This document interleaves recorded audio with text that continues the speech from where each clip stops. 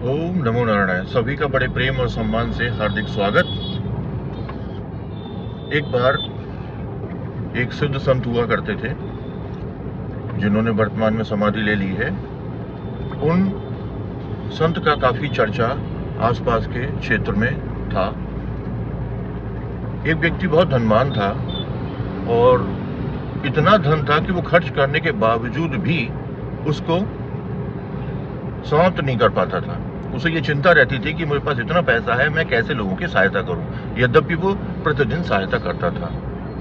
वो साधु के पास गया, दंडवत प्रणाम करने के बाद बोला कि मैं चाहता हूं और सुना है मैंने कि आपकी ईश्वर से बात होती है, तो उनसे कहना जब वो आपकी दोबारा उनसे भेंट हो तो मेरा निवेदन उनसे कहना है कि अब मुझे बहुत दे दिया परमात्मा, अब मैं कहाँ रखूं इसको, बहुत खर्च कर रहा हूं फिर भी समाप्त ही नहीं हो रहा है। तो आप उनसे ये कहना कि वो मुझे अब देना बंद कर दें। बोले ठीक है। उसी के पीछे पीछे एक भिखारी भी उनके पास पहुंचा और उसने कहा कि मैंने सुना है कि आपकी परमात्मा से भेंट होती है, जब भेंट हो तो उनसे कहना कि मैं भिखारी एक ही चादर में इतना जीवन व्यतीत कर रहा हूं, मुझे दिया ही क्या है, तो क्यों नहीं दे रहे हैं। इस प्रकार से उसने बात की। कोई बात नहीं, समय बीता। साधु जो सिद्ध पुरुष थे वो भ्रमण पर निकले तो सबसे पहले तो वह धनवान व्यक्ति मिला। उसने अपना प्रश्न उनको दिया था तो उसका उत्तर जानने की उत्सुकता के कारण वह उनके पास पहुंचा, दंडवत प्रणाम किया और पूछने पर उन सिद्ध पुरुष ने बताया कि तुम परमात्मा का धन्यवाद देना बंद कर दो तो वह तुम्हें देना बंद कर देंगे।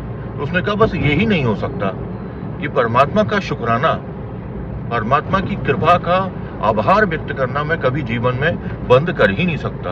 इतना कुछ दिया और इतना कुछ मैं बांट रहा हूं फिर भी वह समाप्त नहीं हो रहा है। बस इतना बोल करके साधु और आगे गए। वहां एक भिखारी मिल गया, वही उसके प्रश्न का उत्तर उसने पूछा तो उन्होंने कहा कि भगवान का धन्यवाद दो, जो भी कुछ तुमको दिया है उसके लिए शुक्राना, प्रतिदिन धन्यवाद आभार व्यक्त करो। उसे क्रोध आ गया। बोले भगवान ने हमें दिया ही क्या है, ये उन्होंने कैसे कहा कि वो धन्यवाद दें। बहुत तेजी से हवा चली और उसकी जो एक शॉल थी वो भी उड़ गई। तो इस कहानी से हमें ये मोरल मिलता है कि परमात्मा प्रत्येक व्यक्ति के लिए प्रत्येक क्षण कृपा ही करता है। ये ठीक उसी प्रकार से है जैसे कि एक बहुत अमीर व्यक्ति जिसके पास अपार धन संपत्ति है, अगर वो किसी को प्रतिदिन बांटता है तो उसको ये आशा नहीं होती कि कोई उसका धन्यवाद दे या न दे। लेकिन यदि कोई धन्यवाद देता है तो वह उसकी कृपा का और अधिक लाभ प्राप्त करता है। प्रत्युत्तर में हर व्यक्ति के लिए जो जो परमात्मा ने दिया है उसके लिए धन्यवाद हम सबको देना चाहिए।